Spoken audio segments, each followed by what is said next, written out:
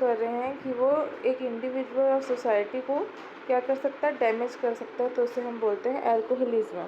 Chronic dependence of alcohol characterized by excessive and compulsive drinking that is produce disturbance in mental or cognitive level of functioning which interfere with society or economic level। तो chronic dependence किसको बोलते हैं? excessive और compulsive drinking that produce disturbance in mental और cognitive level, जो mental cognitive level of functioning को क्या करता है, डिस्टर्ब करता है, इसको हम बोलते हैं chronic dependence। और क्या करता है, विच इंटरफेयर विथ सोशल और इकोनॉमिक लेवल, जो उसकी सोशल और इकोनॉमिक लेवल को इंटरफेयर करता है, इसे हम बोलते हैं chronic dependence. Properties of alcohol, तो alcohol is a clear coloured liquid which is a strong burning taste. Second है the rate of absorption alcohol into blood stream is more rapid than it elimination, तो जितना जल्दी ये absorb होता है वो ज़्यादा रैपिडली होता है देन इसके elimination. Absorption of alcohol into the blood stream is slower when food is present in the stomach, तो अगर फूड स्टमक में प्रेजेंट है तो एल्कोहल का एब्जॉर्प्शन क्या हो जाता है, बहुत स्लो हो जाता है। A small amount is excreted through urine and small amount is exhaled, तो एल्कोहल बहुत स्मॉल अमाउंट में यूरिन के थ्रू एक्सक्रीट आउट होता है और एक्सहेल के थ्रू पास आउट होता है। Concentration of alcohol in blood, तो इसमें डिफरेंट कॉन्सेंट्रेशन लेवल दिए गए हैं जो हमारे बॉडी के लिए हार्मफुल हैं। तो 0.0 से 0.5 क्या है, माइल्ड इम्पेयरमेंट कॉज करता है। फिर उसके बाद 0.06 से 0.15% क्या करता है, इम्पेयरमेंट को क्या करता है, इंक्रीज करता है।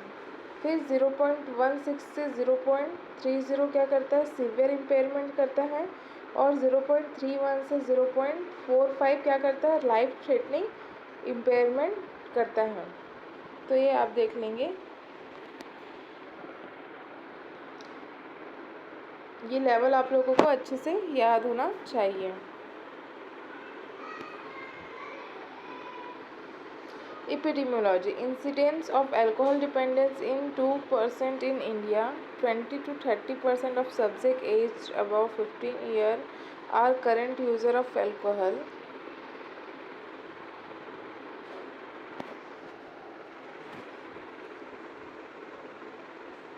Nearly 10% of them are regular or excessive user. 15 to 30% of patients are developing alcohol related problem or seeking admission in psychiatric hospital।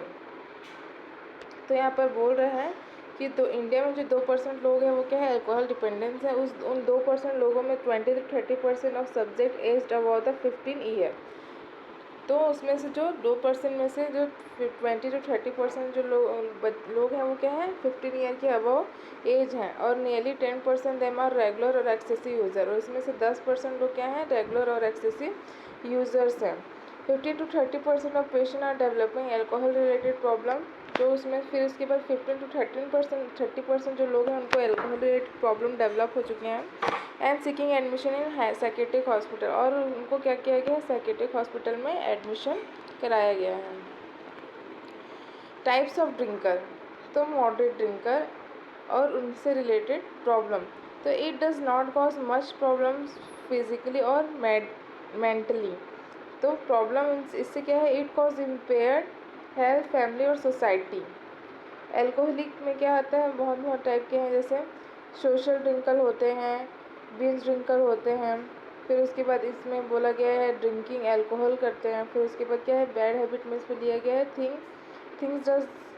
Thing done to excess when done, तो ये है types of drinkers.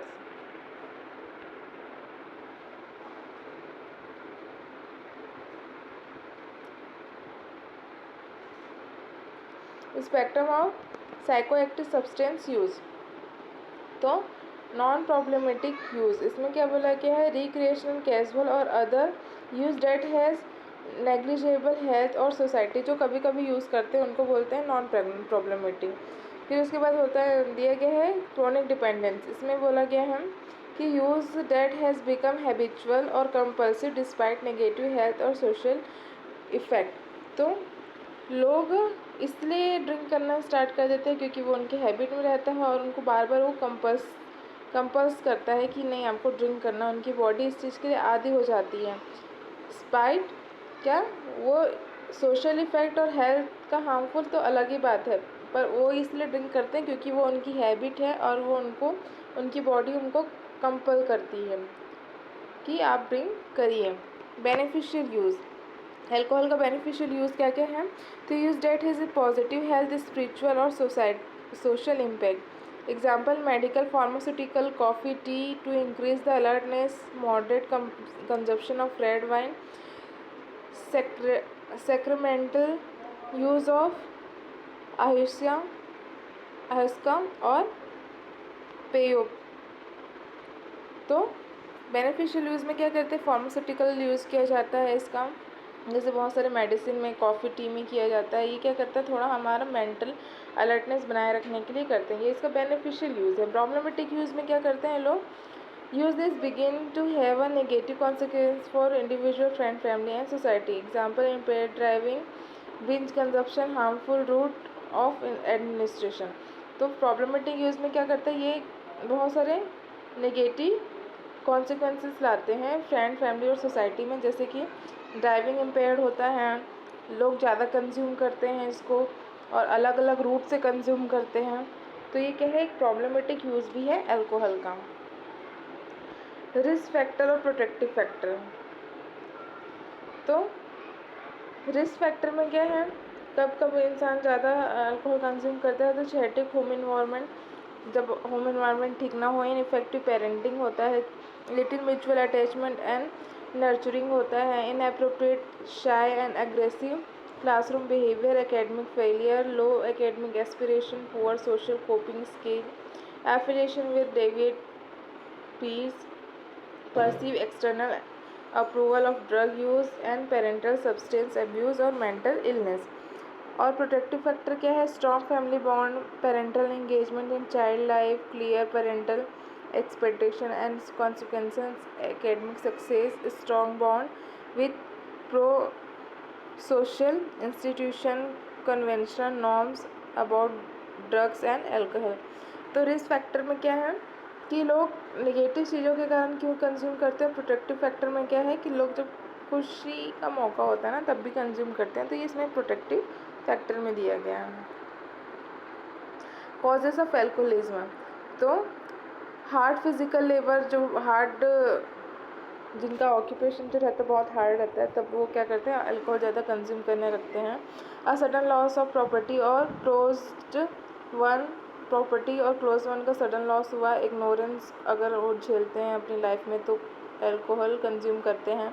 Suddenly a person become a rich और poor, कोई person अचानक से rich हो गया, अचानक से पुअर हो गए, तब वो क्या करते हैं? अल्कोहल कंज्यूम करते हैं। Disorder like depression, anxiety, phobia, panic disorder. Biochemical factor, alteration, dopamine, epinephrine. Psychological factor, low self esteem, so poor impulse escape from reality, pleaser seeking, sexual immaturity। social factor, overcrowding, peer pressure, urbanization, religious reason, unemployment, poor social support और isolation। ये सारे के कारण क्या करते हैं? लोग ज़्यादा अल्कोहल कंज्यूम करने लगते हैं। Process of alcoholism, how alcohol attack the brain. तो first alcohol affect the forebrain and assault motor and coordination, decision making. तो सबसे पहले जो अल्कोहल है वो कहाँ पर अफेक्ट करता है? हमारे फोर ब्रेन में। फिर वो क्या करता है? हमारे मोटर कोऑर्डिनेशन को अफेक्ट करता है और डिसीजन मेकिंग को अफेक्ट करता है। Then alcohol knock out the mid brain and you loss control over emotion and increase chance of black out. फिर उसके बाद क्या करता है? मिड ब्रेन को अफेक्ट करता है एंड क्या हो जाता है? You loss control over emotions. जो पर्सन रहता है वो अपने इमोशन के ऊपर कंट्रोल लॉस कर देता है and increase chance of black out. फिर उसके बाद थर्ड है क्या? Finally alcohol better the brain stream edge. फिर उसके बाद अल्कोहल किसको अफेक्ट करता है? ब्रेन स्ट्रीम को। It affects the heart rate, body temperature, appetite and consciousness, a dangerous and potential fatal condition. Clinical features of alcohol dependence. तो minor complaint में क्या होता है, मलेज होता है, डिस्पेप्सिया होता है, मूड स्विंग्स होता है, डिप्रेशन होता है, इंक्रीज इंसिडेंस ऑफ इन्फेक्शन होता है। स्टूडेंट यहाँ पर डिस्पेप्सिया का मतलब होता है इंडाइजेशन, पुअर पर्सनल हाइजीन होता है, अनट्रीटेड इंजरीज होता है, जैसे सिगरेट बर्न होगा उनके में फ्रैक्चर्स दिखने को मिलेंगे, brushes and can not be fully explain, unusual high tolerance for sedative और ओपियोइड्स। तो जो उनके में जो टॉलरेंस रहता है वो क्या हो जाता है, इंक्रीज़ हो जाता है। जैसे नॉर्मली अगर पर्सन को अब जितने डोज में ओपियोइड्स और सेडेटिव देंगे, इनको उनसे ज़्यादा का रिक्वायरमेंट होगा। न्यूट्रिशनल डेफिशिएंसी होता है, इनको मोस्टली विटामिन B1 का डेफिशिएंसी होता है और मिनरल्स का डेफिशिएंसी होता है। सिक्रेशन बिहेवियर में अटेम्प्ट टू हाई डिसऑर्डर और अल्कोहल सप्री सेक्रेटिव बिहेवियर होता है इनका। और consumption of alcohol containing product, mouth wash, after shave lotion, hair spray, lighter fluid, body spray and shampoo. तो अल्कोहल कंटेनिंग जो सब्सटेंस होते हैं उनको भी ये क्या करते हैं, कंज्यूम करना स्टार्ट कर देते हैं, जैसे mouth wash, shave lotion, hair spray, lighter fluid, body spray और शैम्पू। डिनायल ऑफ प्रॉब्लम, उनको जो भी प्रॉब्लम रहता है उसको क्या करते हैं, डिनाई करते हैं। फिर टेंडेंसी टू ब्लेम अदर को ब्लेम करते हैं। रैशनलाइज क्या करते हैं, प्रॉब्लम को, जो भी प्रॉब्लम रहता है उसको रैशनलाइज करते हैं, जैसे problem displacing anger, guilt and inadequacy on to other to avoid confronting illness. उनको जो भी प्रॉब्लम रहता है उसके लिए वो क्या करते हैं, रैशनलाइज करते हैं कि जैसे कि अगर वो फेल हो जाता है तो वो ये नहीं बोलेगा कि मैं अल्कोहल कंज्यूम करता हूँ इसलिए, वो किसी न किसी चीज़ से उसको रैशनलाइज करेगा कि मेरे साथ ये हो गया वो हो गया।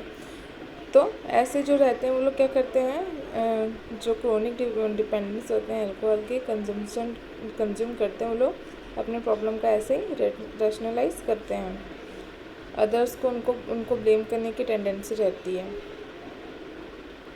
ICD-10 criteria for alcohol dependence. तो बहुत सारे क्राइटेरिया हैं। A strong desire to take the substance, उनको बहुत ज़्यादा डिज़ायर होता है कि वो अल्कोहल लें। Difficulty in controlling substance taking behaviour, और उसमें अगर वो कंट्रोल भी करना चाहते हैं तो उनको बहुत डिफ़िकल्टी होती है। अ फिजियोलॉजिकल विड्रॉल स्टेट, क्योंकि वो लॉन्ग टाइम से कंज्यूम करते रहते हैं तो अचानक से वो छोड़ देते हैं तो उनका बॉडी जो रहता है अल्कोहल का तो आदी हो गया रहता है, तो फिर उनकी बॉडी क्या करती है, रिस्पॉन्स करती हैं। वो जो रिस्पॉन्स करती है वो बहुत वर्स्ट होता है, जिसके कारण वो अपने आप को रोक भी नहीं पाते हैं कि वो अल्कोहल कंज्यूम ना करें, और वो क्या करते हैं, फिर अल्कोहल कंज्यूम कंटिन्यू करते हैं। तो अब फिजियोलॉजिकल विड्रॉल स्टेट भी देखने को मिलता है। Progressive neglect of alternative pleaser और इंटरेस्ट, वो क्या करते हैं, उनका मतलब जो अल्टरनेटिव प्लीजर और इंटरेस्ट रहते हैं उनको क्या करते हैं, वो नेगलेक्ट करते हैं।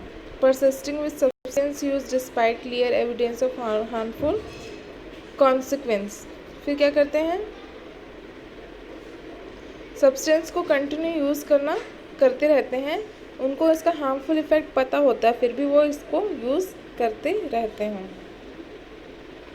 Psychiatric disorder due to alcohol dependence, तो बहुत सारे साइकेट्रिक डिसऑर्डर हैं अल्कोहल डिपेंडेंस के कारण। फर्स्ट है एक्यूट इंटॉक्सिकेशन, सेकेंड है विड्रॉल सिंड्रोम, थर्ड है alcohol induce amnestic disorder and fourth है अल्कोहल इंड्यूस साइकेट्रिक डिसऑर्डर। तो एक्यूट इंटॉक्सिकेशन क्या होता है, इट डेवलप ड्यूरिंग और शॉर्टली आफ्टर अल्कोहल इंडाइजेशन। तो अल्कोहल लेते समय और अल्कोहल लेने के थोड़े समय के बाद ही ये क्या हो जाता है, ये एक्यूट इंटॉक्सिकेशन का जो स्टेट है वो स्टार्ट हो जाता है। It is characterised by clinically significant maladaptive behaviour देखने को मिलता है उनके में।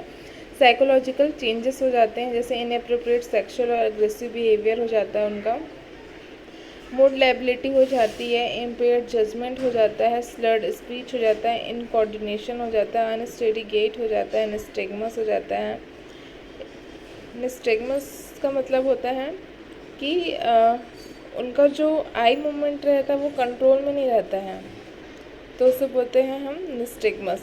अनस्टेडी गेट मतलब वो सीधे चाल नहीं चल पाते हैं, वो लड़खड़ाते हुए चलते हैं। स्लर्ड स्पीच मतलब वो लड़खड़ाते हुए बोलते हैं। इनकोऑर्डिनेशन मतलब उनका जो मूवमेंट रहता है वो कोऑर्डिनेटेड नहीं होता है, मतलब एक जैसे हम एक साथ मूवमेंट कर सकते हैं ना, पर वो उनका जो मूवमेंट रहता है वो इनकोऑर्डिनेटेड होता है। उनका जजमेंट इम्पेयर्ड हो जाता है, इम्पेयर्ड अटेंशन और मेमोरी हो जाती है, फाइनली रिजल्टिंग इन स्टूपर और कोमा।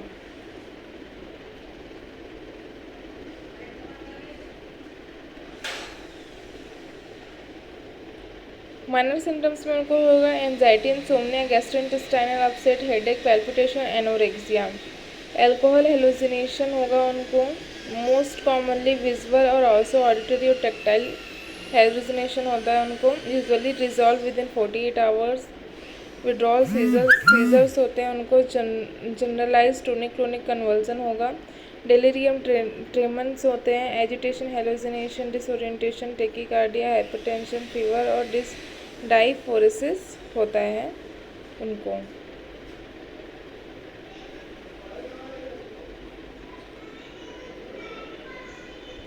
ये सारे सिम्टम्स कब होंगे उनको, जैसे उन्होंने क्या किया, अल्कोहल जितने अमाउंट में, फर्स्ट में आप देख रहे हैं यहाँ पर लिखा है अल्कोहल सेसेशन, तो फर्स्ट डे उन्होंने जितने अमाउंट में अल्कोहल लेना था वो लिया, उसके बाद से फिर उन्होंने 3 दिन तक अल्कोहल नहीं लिया, तो फिर उनकी, क्योंकि उन्होंने 3 दिन तक अल्कोहल नहीं लिया तो उनकी बॉडी में क्या हो रहा है, अल्कोहल का अमाउंट कम हो रहा है। तो जैसे जैसे अल्कोहल का अमाउंट कम होगा उनकी बॉडी, क्योंकि वो लॉन्ग समय से ले रहे हैं तो उनकी बॉडी क्या होगा, उसके लिए रिस्पॉन्स करती है, इसको हम बोलते हैं विड्रॉल स्टेट।